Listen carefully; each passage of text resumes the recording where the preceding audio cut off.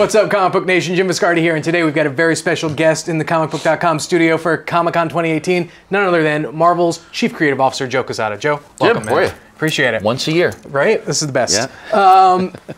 We're gonna start right off with Marvel Knights 20th anniversary. Yep. This is you think Marvel Knights, you think Joe Quesada. Well, and Jimmy. Well, and Jimmy, right, of course. And it's been 20 years. Yes. Since like you and Jimmy, Sergeant Pepper. since you and Jimmy changed comics. Well, that's a bold statement. It was 20 years. Right. Been 20 years this September. Yeah. Since we started some fun and stuff. So it's been interesting. So you guys have been re-releasing some of the collections. And it's just so crazy to look at to remember the talent that was on those books. Yeah. What was it like 20 years ago putting all of that together? It was a lot of fun. We were on the 13th floor of Marvel, which was just a sort of little annex box up there. So we were the boys on the 13th floor, and we were just sort of getting together with some of our favorite creators, some of our friends, and just trying to do something different. And actually spending more money. We were given a particular budget, and that was a per book budget, and that budget we could have gone on the cheap, paid people as little as possible, and made a tremendous amount of money. But we opted for the opposite, which was spend money on really good talent, really good coloring. People forget Marvel wasn't computer coloring books at that time. Everybody else was, not Marvel. So we spent money on the product, and perception is everything, and we wanted to make sure that these books looked different, felt different, and then ultimately put good talent on it, and hopefully they read it and were enjoyed by fans, which I think they were. So you guys announced this weekend, you're doing a Marvel Knights one-shot with, quite possibly one of the newest, hottest writers in comics with Donny Cates. Yeah, it's not a one-shot. I believe it's 6 issues. Okay, 6 issues. Donny. Well, here's the story. So have you met Donny? Do you know Donny? Okay, so Donny, I don't think there's ever been a moment where I've met Donny where he's not shot out of a friggin' cannon, right? He is just like man, he is a ball of energy, and I love it. So Donny, like a year ago, was like, dude, 20th anniversary of Marvel Knights, September, right? Next year, right? We're doing something, right? And I'm like, I don't think so, dude. So he kept at it, and then Marvel marketing started thinking about it, and Donny is hot to do something. So we talked to him, and again, in typical Donny fashion, Donny, let's feel around, see if there's an idea. Right. 12 hours later, there's this 6-issue outline, right?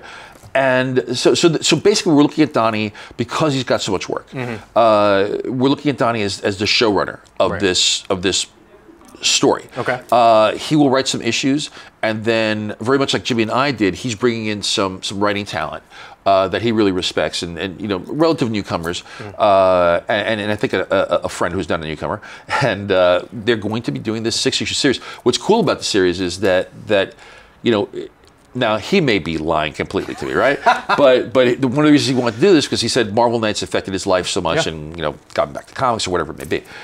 So I choose to believe that.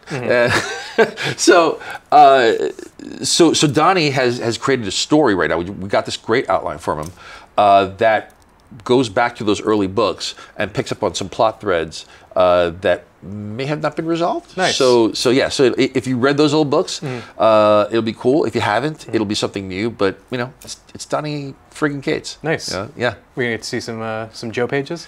I could almost assure you no. No, seriously. My dance card is so crazy. That Dan Buckley, our president, is literally. Imagine if you had the president of the company as sort of your managing editor. He's looking down at me saying, "You got this other stuff to do." No, So I've been getting invited to some amazing conventions, like out of the country, and I'm like. I can't go. I've got to be an adult. Well, let's talk about some of the other stuff you're doing. I mean, obviously, you're heavily involved with a bunch of the Netflix shows and stuff that are going on. I believe Punisher is filming right now. Punisher 2, right? Punisher Season 1 took the world, by storm. It was one of those everyone just sort of loved it. What about? I want to remind you, because I think I told you too. Last year, this time, I was going around telling people like you the best show we may have done. I think there were 3 fans on the floor.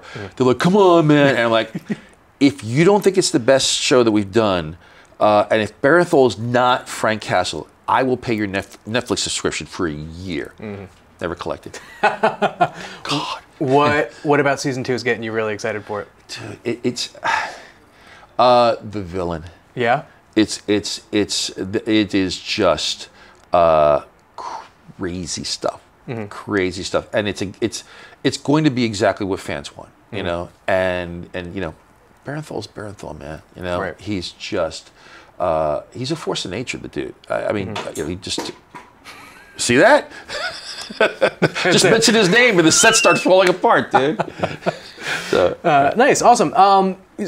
So, you know, with that, are you involved at all with? So, I mean, obviously, to some degree, I imagine you are. But we just got our first trailer for Marvel Rising, which seems like a complete left turn from just what we were talking about with Punisher, which feels like just sort of a great fresh take on some of those characters in a group. It's exactly that. It's exactly that. You know, we're always trying to appeal to different audiences at the same time. You know, it's not like there's one direction for Marvel. We bifurcate ourselves depending on the properties, depending on the characters. Certain characters fit certain roles, certain characters don't. You know, so Marvel Rising again, it's just that sort of new initiative to bring in a new audience, because the more the merrier, right? I mean, movies bring in a different audience than sometimes TV do, than the comics do. That's the power of Marvel, right? It's a brand that's out there, and people come to it from all different roads. You know, we have people that read the comics that, you know, maybe don't care for the TV shows or don't care for the movies or the animation. We have people who watch the movies who maybe will never read a comic book, but they're still part of the Marvel universe. They're coming in and they're enjoying these characters, and that's why, you know, we keep doing what we're doing and hopefully stay in business. Nice. Let's talk about the publishing line for a second. We had CB here earlier and we were talking about, you know, him. I mean, you guys have been Chester. You guys have had a string of just really solid launches and really you know, sort of big hits. You know, with Spider-Man 800 and what is a book? It's been crazy, right? Yeah. Especially when there's people out there saying the industry's dying. Oh God, God. Can I just say? I want to say this, and I know I've said it before. I have never seen an industry. And by the way, this goes back to my very first days freelancing, and it only became louder when I became editor-in-chief, and I was really hearing from fans. I have never seen an industry more content in predicting its demise than this one. Every year is the end of, and when things are going really, really good, when's the other shoe gonna drop? Right. Oh, it's coming, right? We're here. You know, we have ups, we have downs. Everybody needs to chill, right? So sorry, I interrupted you. Yeah. What I mean, so you know, there's a ton of good stuff. Is there a book that you think is not necessarily getting the attention that you think it deserves? Oh man.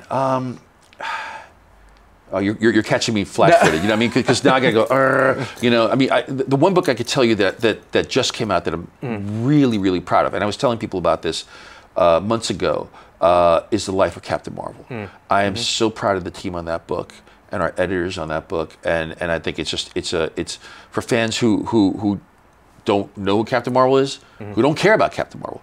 Read this book. For fans of Captain Marvel, they're going to love it, because it's a deep dive into her origin, where you're going to learn new things, and nothing gets discounted. Everything that's happened in her life has happened, but this is the real origin. And I keep comparing it to, because the marching orders were, let's do a Wolverine origin style book with Carol Danvers, because she deserves it. Also, her origin, you know, if you were to talk about her origin to just a person on the street, you know, you get into the whole binary thing and all that. It gets crazy, right? So it's hard to understand. This streamlines everything while keeping everything intact.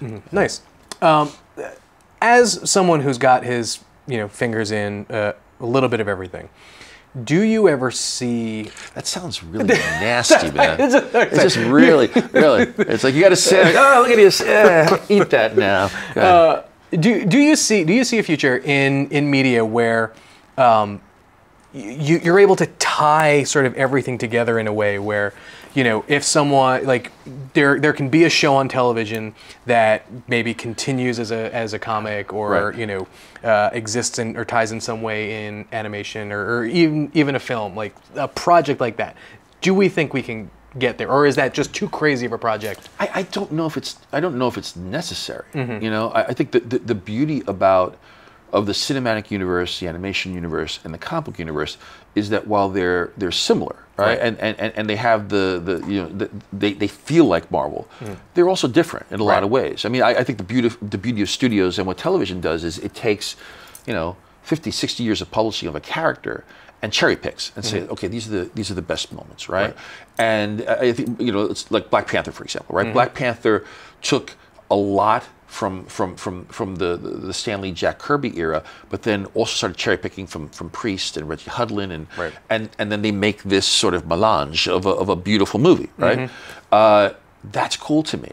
You know, I don't want to see them literally do the comic book. Right. At the same time, and sometimes, you know, we get a little too deep in this because you know, as creators, we're influenced by television and movies, not just Marvel stuff, but everything on the outside, right? So, and I think comics need to do their own thing because ultimately, comics are. I always compare Marvel as a wheel, right? There's a hub, and then there's spokes that come out of the rim, and then there's the wheel.